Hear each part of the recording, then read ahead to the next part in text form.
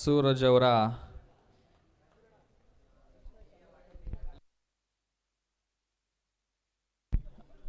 ಈ ಪಂದ್ಯವನ್ನು ಗೆದ್ದಂಥ team ಲೋಯಲಾ team ಮೇಲೆ ಆಡಬೇಕಾಗುತ್ತೆ.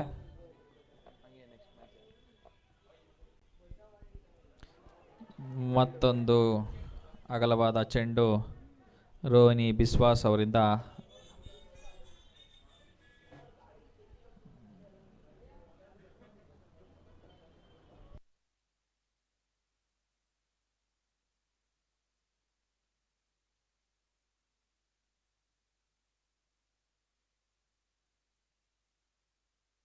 ಮತ್ತೊಂದು ಚುಕ್ಕಿ ಎಸೆತ ರೋಹಿಣಿ ಬಿಸ್ವಾಸ್ ಅವರಿಂದ ಜೈನ್ ತಂಡದ ಆಟಗಾರರು ರನ್ ಕದಿಯಲು ವಿಫಲರಾಗ್ತಾ ಇದ್ದಾರೆ.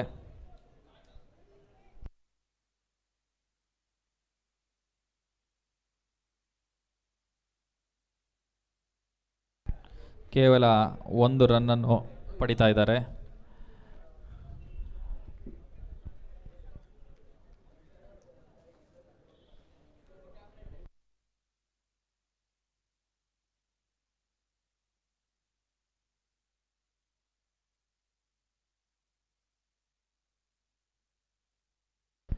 ಜೈನ್ ತಂಡದ ಬಿರುಸಿನ ಆಟಗಾರ ಸೂರಜ್ ಅವರು ಸಿಕ್ಸರ್ ಮೂಲಕ ತಂಡವನ್ನು ಮುನ್ನಡೆಸ್ತಾ ಇದ್ದಾರೆ.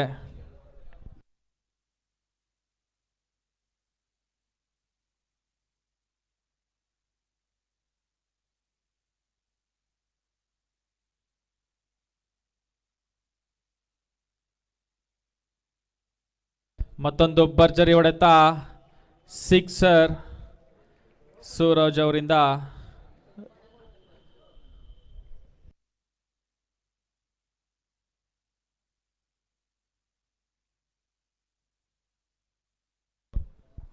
ಒಂದು ಬಾಲ್ಗೆ 11 ರನ್.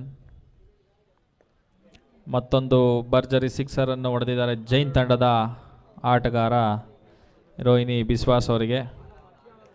ದಯವಿಟ್ಟು ಗಮನಿಸಬೇಕಿಲ್ಲಿ, ಈ ಪಂದ್ಯವನ್ನು ಗ್ಲೋಬಲ್ ತಂಡ ಗೆದ್ದಿದೆ. ನೆಕ್ಸ್ಟ್ ಮ್ಯಾಚು ಗ್ಲೋಬಲ್ ಮತ್ತು ಲೋಯಲಾ ತಂಡ ನಡುವೆ ನಡೆಯಲಿದೆ. ಹಾಗಾಗಿ